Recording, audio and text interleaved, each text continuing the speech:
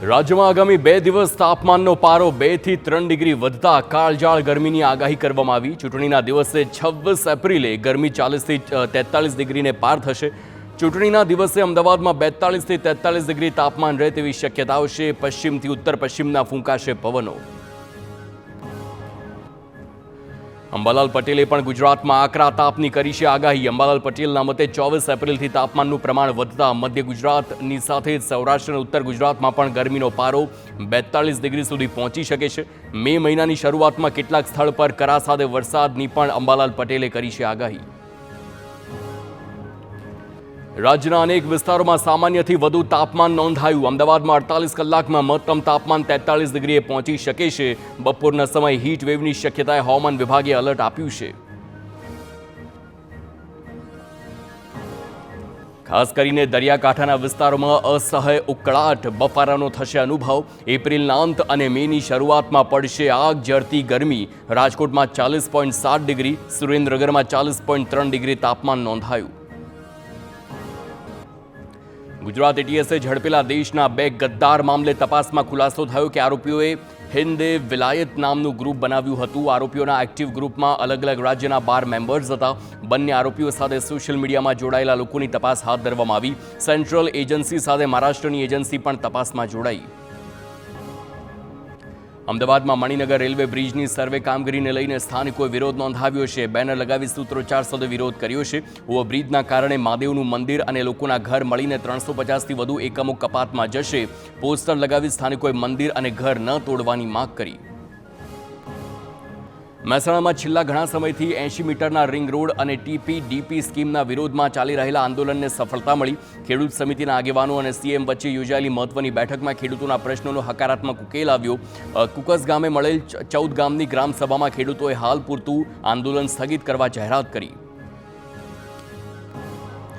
યુદ્ધની સ્થિતિ વચ્ચે રાસાયણિક ખાતરના ભાવ વધી શકે છે। કેન્દ્ર સરકાર સાથે પરામર્શ બાદ કંપનીઓ ભાવ વધારવાનો નિર્ણય લેશે।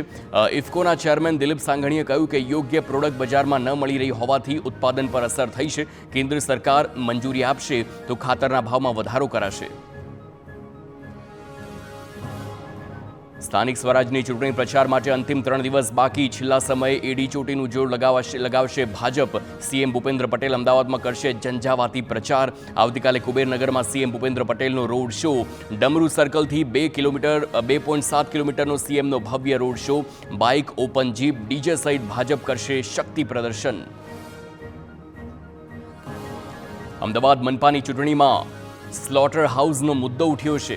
કોંગ્રેસ ધારાસભ્ય ઇમરાન ખેડાવાળાએ દાવો કર્યો કે અમદાવાદ શહેર માટે સ્લોટર હાઉસ મંજૂર કરાવ્યું હતું, પરંતુ ભાજપના લોકોએ ધાર્મિક મુદ્દો બનાવી સ્લોટર હાઉસ રદ કરાવ્યું। ભાજપે વળતો જવાબ આપતા કહ્યું કે સ્લોટર હાઉસ મુદ્દે ખેડાવાળા તુષ્ટિકરણની રાજનીતિ કરે છે। અમદાવાદના બાપુનગરમાં પોસ્ટલ બેલેટથી મતદાનનો વિવાદ। કોંગ્રેસ પ્રવક્તા મનીષ દોશીએ મતદાનને ગેરબંધારણીય ગણાવ્યું છે।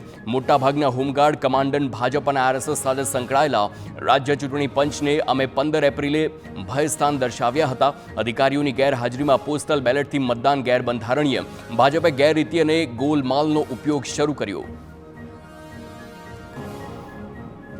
કોંગ્રેસના આક્ષેપો સામે ભાજપનો પલટવાર। ભાજપના પ્રવક્તા અનિલ પટેલનું નિવેદન સામે આવ્યું છે। કોંગ્રેસને ચૂંટણી પરિણામ શું આવશે તે ધ્યાને આવી ગયું છે। ચૂંટણી પરિણામ પછી કયા બહાના કાઢવા તે પૈકી એક બહાનું હોઈ શકે।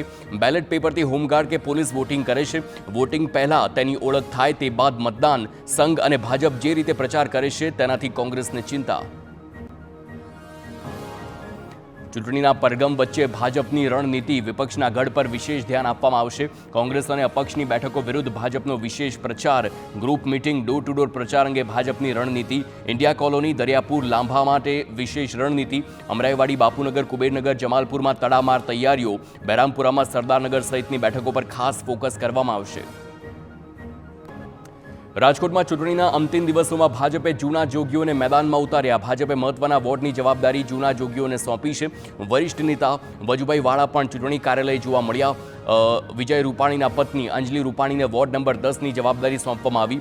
રૂપાણીના ખાસ ગણાતા નીતિન ભારદ્વાજને મહત્વની જવાબદારી સોંપવામાં આવી છે। ચૂંટણીમાં કેટલાક આંતરિક અસંતોષ વચ્ચે જૂના જોગીઓ મેદાનમાં। અમદાવાદના લાંભામાં નામ લીધા વગર વિપક્ષ પર વરસ્યા હર્ષ સંઘવી। તોડ કરતી ગેંગ કોની સાથે ફરે છે એ તપાસ કરી લેજો. તોડ પાડતી ટોળકીઓ ભાજપનો વિરોધ કરવો જ પડે. ભાજપના કોર્પોરેટર બનશે તો આ ટોળકીનો ધંધો બંધ થશે. આ ટોળકીનો હિસાબ કરી લેજો. તમારા ઘર બનતા હોય અને આ ટોળકી તોડ કરવા ના આવે એ માટે બીજેપીના ઉમેદવારોને મત આપજો. આણંદમાં પક્ષ વિરોધી પ્રવૃત્તિ બદલ ભાજપની લાલ આંખ. આણંદ જિલ્લાના 4 હોદ્દેદારો પક્ષમાંથી સસ્પેન્ડ કરવામાં આવ્યા. પ્રમોદ વાઘેલા, ભરત રાઠોડ, કનુ ભટ્ટ અને કલ્પેશ પટેલ સસ્પેન્ડ. તો અપક્ષ તેમજ આપના ઉમેદવાર તરીકે ફોર્મ ભરવા બદલ કાર્યવાહી. ભાજપના પ્રાથમિક સભ્ય પદેથી 6 વર્ષ માટે સસ્પેન્ડ.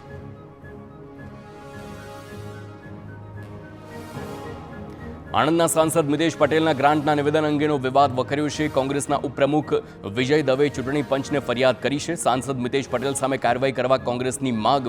મિતેશ પટેલે આચારસંહિતાનો ભંગ કર્યો હોવાનો કોંગ્રેસની ફરિયાદ. મિતેશ પટેલે ચૂંટણી સભામાં જાહેર મંચ પરથી આપ્યું વિવાદિત નિવેદન. આંકલાવ તાલુકામાં કોંગ્રેસ ચૂંટાશે તો ગ્રાન્ટ ન આપવાની આપી હતી ચીમકી. ભાવનગર શહેર કોંગ્રેસ પ્રમુખ પર પોલીસ ફરિયાદનો મામલો. લાલભા ગોહિલને ગુજરાત હાઈકોર્ટ તરફથી મોટી રાહત. ગુજરાત હાઈકોર્ટે ફરિયાદમાં કોઈ પગલાં ન ભરવા કર્યા છે નિર્દેશ. પગલાં ન ભરવાના નિર્દેશ સાથે નોટિસ કરી ઇસ્યુ. પોલીસે મનોહરસિંહ ગોહિલ ઉર્ફે લાલભા સામે દાખલ કરી હતી ફરિયાદ. કોંગ્રેસના ઉમેદવારના અપહરણના આરોપને લઈ હતી ફરિયાદ. સ્થાનિક સ્વરાજની ચૂંટણીમાં ફરી પાકિસ્તાનનો મુદ્દો ઉછળ્યો. વાવથરાદના દિયોદરમાં જિલ્લા ભાજપ પ્રમુખ નરેશ ઠાકોરે કોંગ્રેસ કાર્યકરોને આતંકીઓ સાથે સરખાવ્યા અને કહ્યું કે પાકિસ્તાનનો યુવાન રસ્તો ભટકે એટલે આતંકવાદ બને છે, દેશનો યુવાન રસ્તો ભટકે એટલે કોંગ્રેસી બને છે. કોંગ્રેસે વળતો પ્રહાર કરતા જિલ્લા ભાજપ પ્રમુખના નિવેદનને બાળ બુદ્ધિ સાથે સરખાવ્યું છે. ગુલાબસિંહ રાજપૂતે કહ્યું કે બાળ બુદ્ધિ હોવાથી આવા નિવેદન આપે છે. કોંગ્રેસ કાર્યકર્તાઓ દેશની આઝાદી માટે શહીદ થયા છે. વધુમાં ઉમેર્યું કે કોંગ્રેસ આઝાદી માટે લડતી હતી ત્યારે આ લોકો અંગ્રેજોની દલાલી કરતા હતા. ગાંધીનગર સાંતેજના પરબડી ચોકમાં ડીવાયએસપી હર્ષ સંઘવીએ ગજવી છે સભા. કોંગ્રેસ અને આમ આદમી પાર્ટી પર સાધ્યું છે નિશાન.